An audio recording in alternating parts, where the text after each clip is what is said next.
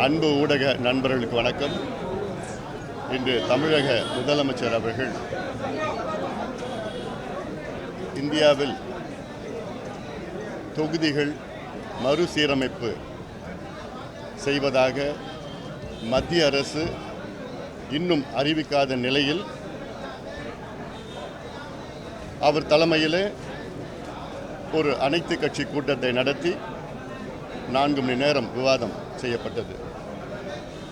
இந்த கூட்டத்தில் பாட்டாளி மக்கள் கட்சி கலந்து கொண்டு எங்களுடைய கருத்துக்களை அதில் பதிவு செய்தோம். குறிப்பாக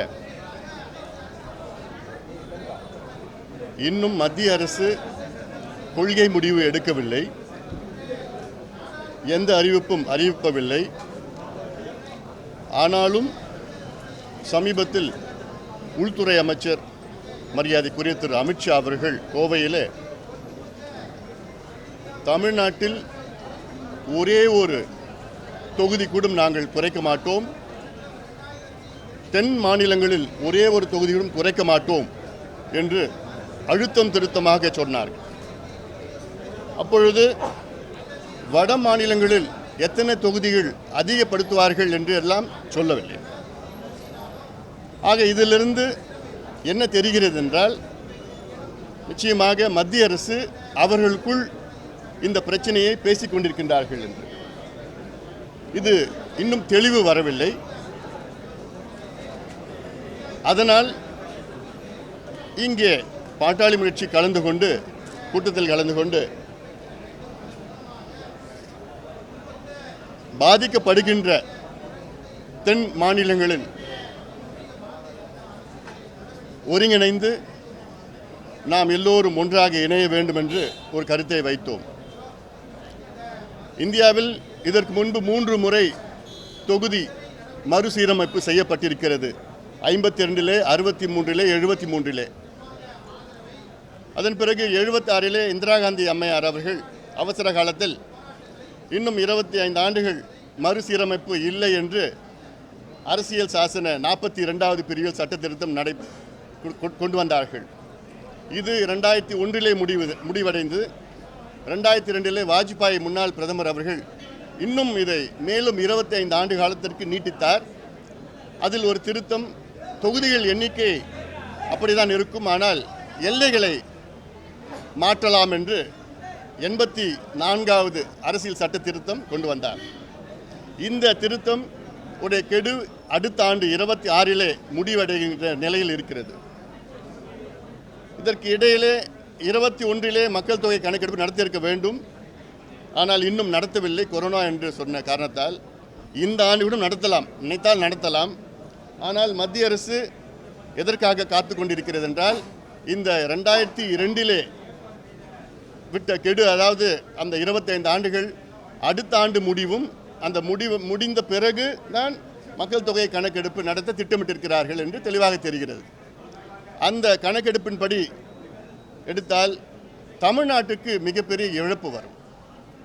ஒரு தோராயமாக இந்தியாவில் உடைய மக்கள் தொகை கணக்கெடுப்பு 142 கோடியாக இருந்தால் அதில் கூடுதலாக 753 தொகுதிகள் வரும் மொத்தத்திலே. அதில் தென் மாநிலங்களுக்கு மட்டும் வெறும் 15 தொகுதிகள் தான் வரும். வட மாநிலங்களுக்கு 195 தொகுதிகள் கிடைக்கும். அதிலும் குறிப்பாக உத்தரப்பிரதேசுக்கு 48 தொகுதிகள் கிடைக்கும் கூடுதலாக, பீகாருக்கு 30 தொகுதிகள் கூடுதலாக கிடைக்கும், மகாராஷ்டிராவுக்கு 20 தொகுதிகள் கூடுதலாக கிடைக்கும், தமிழ்நாட்டுக்கு வெறும் 2 தொகுதிகள் தான் கூடுதலாக கிடைக்கும், கேரளாவுக்கு 1 தொகுதி குறையும். ஒட்டுமொத்த தென் மாநிலங்களுக்கு வெறும் 15 தொகுதிகள், வட மாநிலங்களுக்கு 195 தொகுதிகள் கிடைக்கும். 142 கோடி மக்கள் தொகை இருந்தால் இந்த நிலை இருக்கக்கூடாது என்று இங்கு எங்களுடைய கருத்துக்களை முன்வைத்தோம். அதாவது இப்போ தமிழ்நாட்டிற்கு இல்லை, மொத்தத்தில் 30 விழுக்காடு தொகுதிகளை அதிகப்படுத்தினார்கள் என்றால் தமிழ்நாட்டுக்கும் அந்த 30 விழுக்காடு எண்ணிக்கை அதிகப்படுத்த வேண்டும். பீகாருக்கும் இதே 30 விழுக்காடு தொகுதிகளை அதிகப்படுத்த வேண்டும். உத்தரப்பிரதேஷ், மகாராஷ்டிரா, கேரளா, கர்நாடகா, இந்தியாவில் உள்ள அனைத்து மாநிலங்களுக்கும் இதே அளவில் அதிகப்படுத்த வேண்டும். தமிழ்நாட்டுக்கு கிட்டத்தட்ட 71 சென்சஸின் படி அப்பொழுது 543 தொகுதிகள் எண்ணிக்கையில் தமிழ்நாடு 39 தொகுதிகள். அந்த விகிதாச்சாரம் பார்த்தீங்கன்னா 7.18 7.18%. அது குறையக்கூடாது என்று நிலைப்பாட்டு இன்று அனைத்து கட்சிகளும் சேர்ந்து எடுத்திருக்கின்றோம். அது இல்லாமல் இதை ஒன்றாக நாம் அணுக வேண்டும் என்ற நோக்கம்.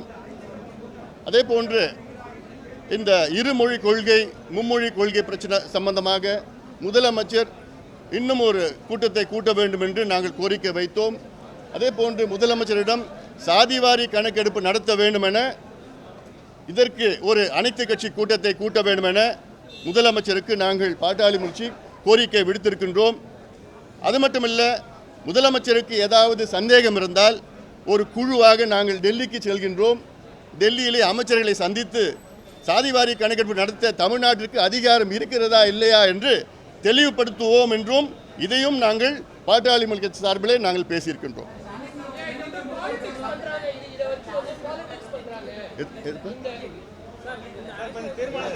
இது அவங்ககிட்ட தான் கேட்கணும். அதாவது அடுத்த ஆண்டு மக்கள் தொகை கணக்கெடுப்பு நடத்துவார்கள்.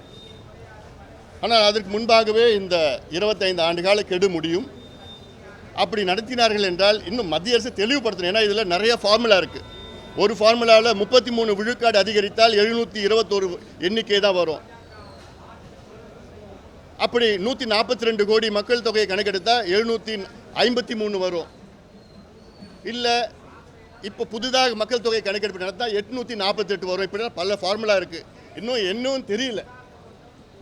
மத்திய அரசு தெளிவுபடுத்தணும். என்ன செய்ய போகிறாங்கன்னு இன்னும் தெளிவுபடுத்தாமல் இருக்கிறாங்க. அது தெளிவுபடுத்தணும். தமிழ்நாட்டிற்கு எந்த பாதிப்பும் வரக்கூடாதுன்னு என்று முன்கூட்டியே இது போன்ற கூட்டத்தை கூட்டு மத்திய அரசுக்கு அழுத்தம் கொடுக்க வேண்டும் என்று எங்களுடைய யோசனையை சொன்னோம்.